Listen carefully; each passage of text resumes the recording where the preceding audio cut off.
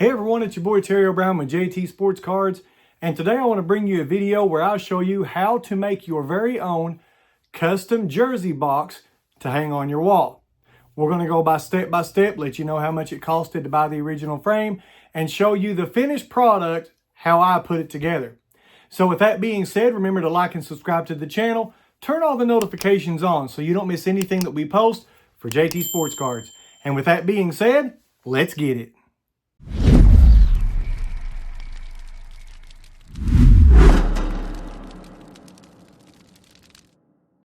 Hey everyone, Terry Brown with JTSportsCards. Welcome back to the channel. Now, what I done is I wanted to find something that was kind of cost effective, and I was able to go through Temu and actually find a jersey display box for $36.22, which I will leave a link in the comment below.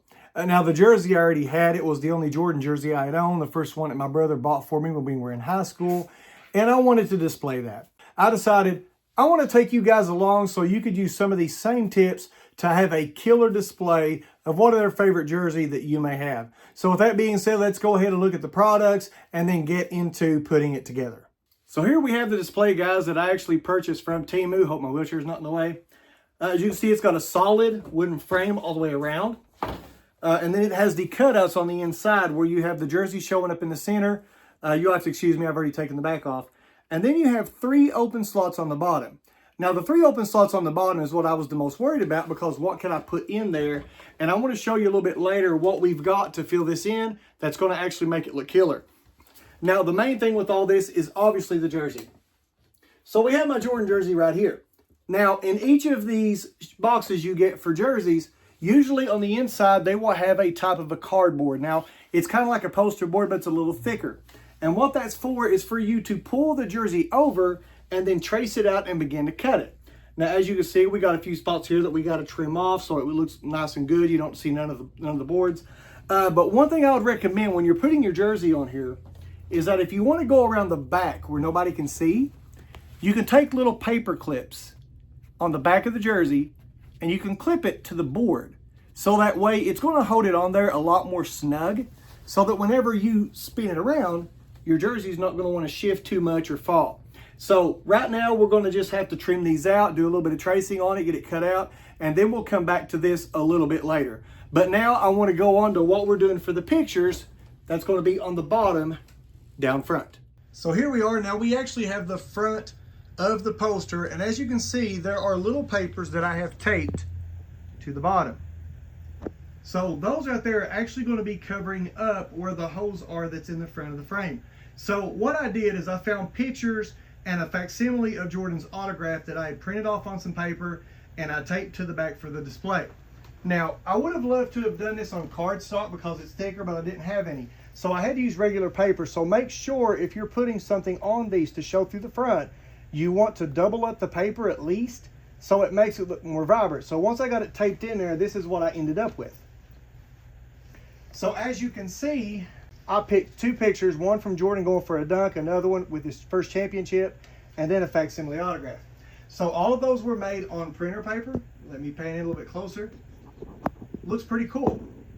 Now, mind you, that is a facsimile autograph. I'm not trying to pass anything off as being authentic. That was literally just printed off on my computer. But if you are going to print on your computer, do yourself a big favor and make sure you make the quality of the ink really high, because you want it to be something that's going to stand out. So now that we got that done, we're still working on getting the jersey done. Now let's start putting it together and show you what it's going to look like assembled. All right, we got everything trimmed up and ready to go, and I've already got the frame laid down, the glass, and then I've got the pictures it's going to display. And the very next thing to put in is going to be the jersey.